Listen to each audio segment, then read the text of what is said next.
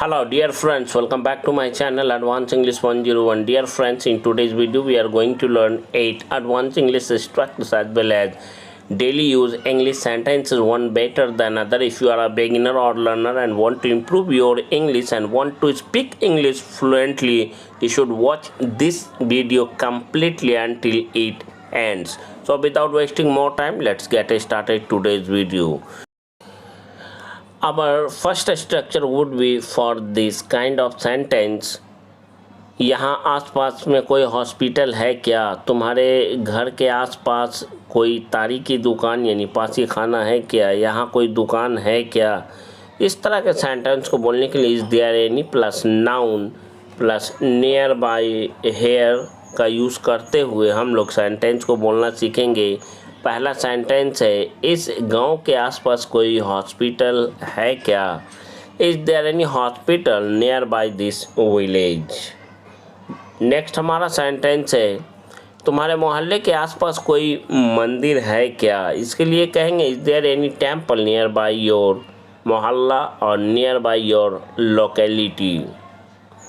यहाँ आसपास में कोई शराब खाना यानी मदिरालय यानी शराब की दुकान है क्या? इस सेंटेंस के लिए हम लोग कहेंगे is there any public house या कहेंगे is there any ale house या कहेंगे there any tavern nearby here. यहाँ आसपास में कोई पुस्तकालय है क्या? Is there any library nearby here. यहाँ आसपास में कोई कॉलेज है क्या? इसके लिए कहें is there any college nearby here.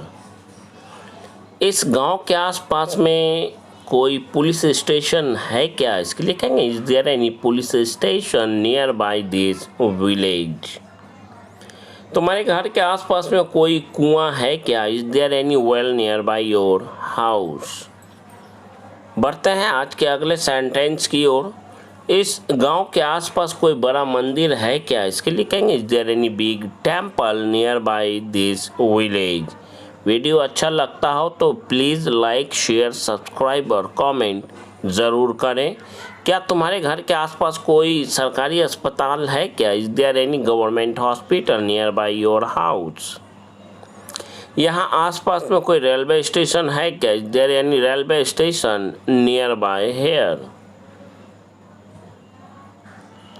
यहाँ आसपास में लड़कियों का कोई कॉलेज है क्या? Is there any girls college nearby here. यहाँ आसपास में कोई झील नदी तालाब या झरना है क्या? Is there any lake river pond और वाटरफॉल नियर बाय हेयर. बढ़ते हैं दूसरे स्ट्रक्चर की ओर जिसमें हम लोग किसी चीज़ को ख़रीदने की बात करते हैं यानी कितने में पड़ा, कितने में ख़रीदा या कितना इसके लिए आपको अदा करना पड़ा, आपने कितना चुकाया. इस सेंस में हम लोग पैसे की कीमत पूछने के सेंस में हम लोग इस तरह के सेंटेंस को बोलेंगे जैसे यह कार आपने कितने में ख़रीदा या कितने की पड़ी. यह मोबाइल आपने कितने में ख़रीदा या यह मोबाइल आपको कितने में पड़ी या इस मोबाइल के लिए आपने क्या कीमत चुकाया. पे फॉर का मतलब होता है चुकता करना, चुकाना, और हम लोग पे फॉर का ही यूज़ करने वाले हैं इसमें. इसके स्ट्रक्चर में यह टी शर्ट आपको कितने का पड़ा, यह ज़मीन आपको कितने में पड़ा या कितने का पड़ा, बाज़ार में यह दवा आपको कितने की पड़ी, यह एलईडी टीवी आपको कितने की पड़ी. तो जब भी इस तरह के सेंटेंस को बोलने की ज़रूरत पड़ती है तो सेंस का यूज़ कीजिए कि जब हम इस तरह की बात बोलते हैं तो हमारे बोलने का सेंस क्या होता है. सेंस हमारा ये होता है कि हम कीमत के बारे में जानना चाहते हैं कि आपने कितना कीमत अदा किया, कितना चुकाया, आपने कितना दिया. How much did plus subject plus पे फॉर का यूज़ करते हुए हम लोग सेंटेंस को बोलना सीखेंगे. पहला सेंटेंस है यह कार आपने कितने में ख़रीदा या आपको कितने की पड़ी. इसके लिए कहेंगे हाउ मच डिड यू पे फॉर दिस कार. सीख लीजिए, आपके पास एक सुनहरा अवसर है सीखने का, इसे ज़रूर सीखें। यह मोबाइल आपने कितने में ख़रीदा, या यह मोबाइल आपको कितने की पड़ी? हाउ मच डिड यू पे फॉर दिस मोबाइल? यह टी शर्ट आपको कितने की पड़ी, या यह टी शर्ट आपने कितने में ख़रीदा? हाउ मच डिड यू पे फॉर दिस टी शर्ट? यह ज़मीन आपको कितने में पड़ा? हाउ मच डिड यू पे फॉर दिस लैंड? या फिर यूँ कहें, यह ज़मीन आपको कितने की पड़ी? यह दवा आपको कितने की पड़ी? हाउ मच डिड यू पे फॉर दिस मेडिसिन? यह एलईडी टीवी आपको कितने की पड़ी, या आपने कितने में ख़रीदा? हाउ मच डिड यू पे फॉर दिस एलईडी टीवी? बढ़ते हैं आज के अगले स्ट्रक्चर की ओर, जिसमें हम कोई बात बोलते समय ये बोलते हैं कि मेरा मतलब तुम्हें डराना नहीं था, मेरा मतलब उसे परेशान करना नहीं था, मेरा मतलब किसी को तकलीफ़ देना नहीं है या नहीं था।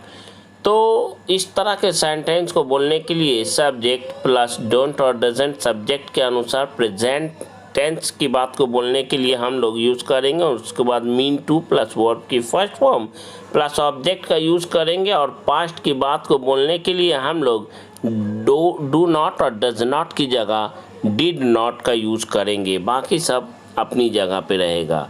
बढ़ते हैं पहले सेंटेंस की ओर। मेरा मतलब उसे डराना नहीं था, इसके लिए कहेंगे I didn't mean to scare you, या कहेंगे I did not mean to scare you, scare him. मेरा मतलब आपको परेशान करना नहीं था, I did not mean to disturb you. मेरा मतलब तुम्हें रुलाना नहीं था, I did not mean to make you cry. मेरा मतलब उसे रोकना नहीं था, I did not mean to stop him.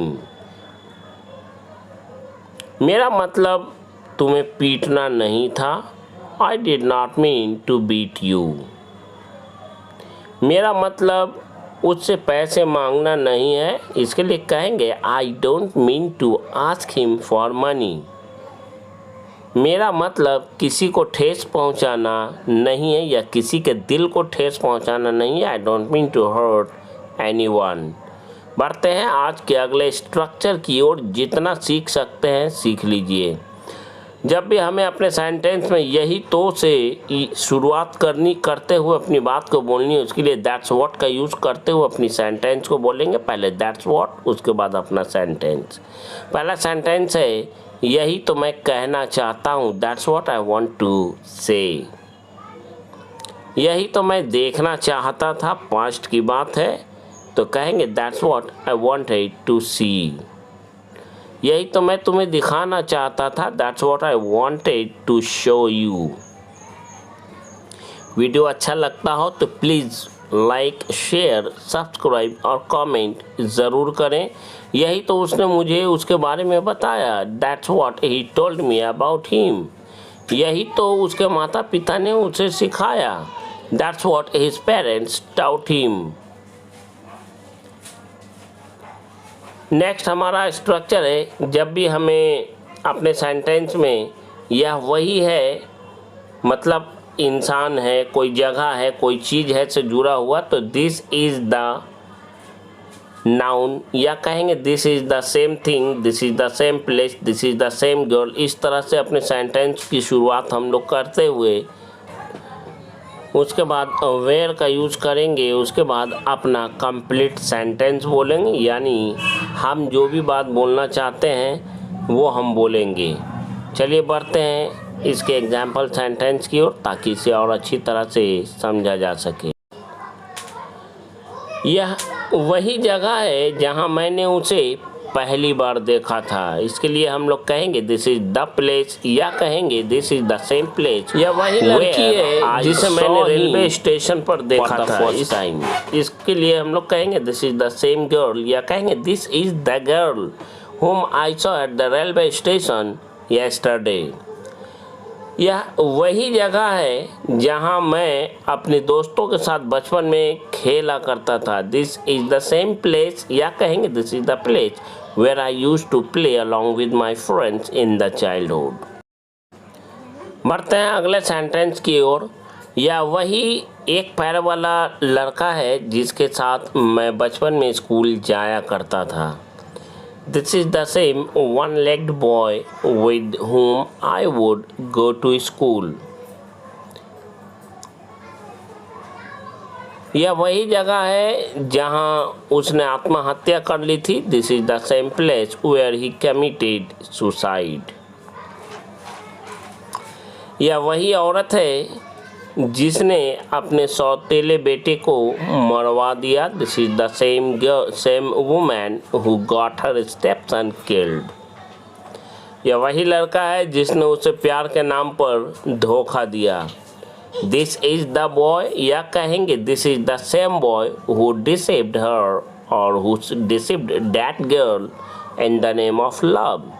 यह वही घर है जहां मैंने अपना बचपन बिताया। This is the same house और दिस इज द हाउस, दोनों में से कोई एक का यूज करेंगे। This is the same house और this is the house where I spent my childhood. Next हमारा सेंटेंस है, यह वही कॉलेज है जहां मैंने अपनी पढ़ाई पूरी की। इसके लिए कहेंगे this is the same college, या फिर कहेंगे this is the college where I completed my education. Let us move on to our next structure. समय आने पर, जैसे समय आने पर उसने राज पर से पर्दा हटा दिया। समय आने पर मैंने उसे सब कुछ बता दिया। तो समय आने पर, इसके लिए इन ड्यू टाइम का हम लोग यूज़ करते हुए अपनी बात को बोलना सीखने वाले हैं। जैसे in due time plus sentence, या पहले सेंटेंस को बोलेंगे बाद में इन ड्यू टाइम को बोल सकते हैं। पहले बोलेंगे तो रिटेन के एक नियम को फॉलो करना पड़ेगा कि आपको इन ड्यू कोर्स के बाद आपको कॉमा डालना पड़ेगा।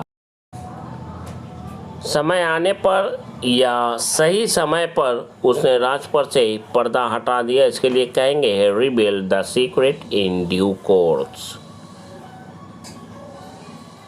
समय आने पर मैंने उसे सब कुछ बता दिया। इसके लिए कहेंगे in due course I let him or I let her know everything।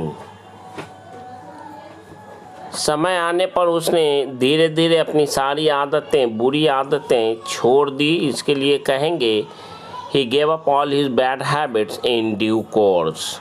समय आने पर या सही समय पर उसने मेहनत करके पैसे कमाना सीख लिया। इसके लिए कहेंगे in due course he learned to earn money through hard work।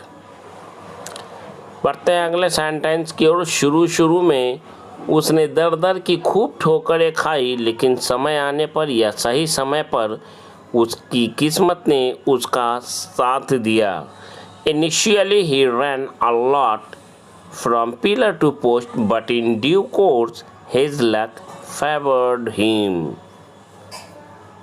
समय आने पर उसने उसकी बातों का मुंह तोड़ जवाब दिया। इसके लिए कहेंगे in due course he retorted to his words, या कहेंगे he gave a befitting reply to his words। समय आने पर उसने खुद को निर्दोष साबित कर दिखाया। in due course he proved himself innocent। समय आने पर या समय के साथ लोगों ने जमकर उसका समर्थन किया। इस सेंटेंस के लिए हम लोग कहेंगे in due course people supported him wholeheartedly। wholeheartedly मतलब पूरे दिल से। समय आने पर उसने अपने माता पिता के सारे सपनों को पूरा करने में कोई कसर बाकी नहीं छोड़ा। in due course he left no stone undone और he left no stone undone और unturned to fulfill all the dreams of his parents। समय आने पर उसने मेरा खूब साथ दिया। He helped me a lot in due course। बढ़ते हैं अगले स्ट्रक्चर की ओर, जिसमें मेरे विचार से, मेरे नज़रिए से, मेरे ख़याल से जुड़ा हुआ सेंटेंस बोलना सीखेंगे। आप मेरे की जगह पे किसी और का भी यूज कर सकते हैं। मेरे ख्याल से वह लड़का तुम्हारे काबिल नहीं, मेरे ख्याल से वह लड़का पढ़ने लायक नहीं, मेरे विचार से तुम जीवन में कभी सफल नहीं हो पाओगे। इस तरह के सेंटेंस को बोलने के लिए हम लोग bye the point of someone से व्यू का यूज़ करेंगे और समवन की जगह पे आप अपनी ज़रूरत के अनुसार my, his, her, your, our, their, my father, his father, her father's view का यूज़ करते हुए अपनी बात को यानी अपने सेंटेंस को बोलेंगे। और पहला सेंटेंस है, मेरे ख्याल से या मेरे विचार से वह लड़का तुम्हारे काबिल नहीं है। From the point of my view, या कहेंगे by the point of my view that boy is not worth of you.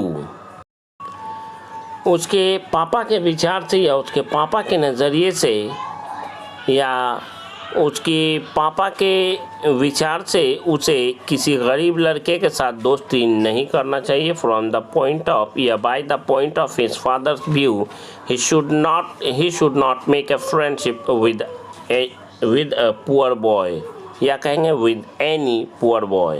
मेरे ख्याल से इसमें तुम्हारी कोई गलती नहीं है। From the point of my view you are not at fault in it. पापा के नज़रिए से तुम्हें ऐसा नहीं करना चाहिए था। इसके लिए कहेंगे from the point of father's view you should not have done so. मेरी मम्मी के विचार से मुझे एक डॉक्टर बनना चाहिए। इसके लिए कहेंगे from the point of my mother's view I should be a doctor. Next हमारा सेंटेंस, मेरे विचार से हमें अपने बच्चों का पूरा ध्यान रखना चाहिए। इस सेंटेंस के लिए हम लोग कहेंगे फ्रॉम द पॉइंट ऑफ या कहेंगे by the point of my view we should take full care of our respective kids. बढ़ते हैं आज के अगले स्ट्रक्चर की ओर, जिसमें हम जहाँ तक से जुड़ा हुआ सेंटेंस को बोलना सीखेंगे। जैसे जहाँ तक मेरी, तुम्हारी, उसकी या किसी की भी बात है। जैसे जहाँ तक मेरी बात है मैं आपकी बातों से सहमत हूँ या मैं आपकी बातों से सहमत नहीं हूँ। सेंटेंस आपकी मर्जी का होगा। बात करते हैं सेंटेंस बनाने के रूल की, तो as far as plus subject plus helping verb is are am was were का यूज़ करेंगे। उसके बाद कंसेंट, उसके बाद कंप्लीट सेंटेंस। पहला सेंटेंस है जहाँ तक मेरी बात है, यानी as far as I am concerned, मैं आपकी बातों से सहमत नहीं हूँ। I am not agree with your points और विद योर वर्ड्स। जहाँ तक राधा की बात है तो मैं उसे जानता हूँ, वह एक आज्ञाकारी पत्नी है। इसके लिए हम लोग कहेंगे as far as Radha is concerned I know her she is an obedient wife. Video अच्छा लगता हो तो प्लीज़ लाइक करें, शेयर करें, सब्सक्राइब करें, कमेंट करें और ख़ास कर ध्यान में रखते हुए कि शेयर करें कि किसी को इस वीडियो की बहुत ज़रूरत है।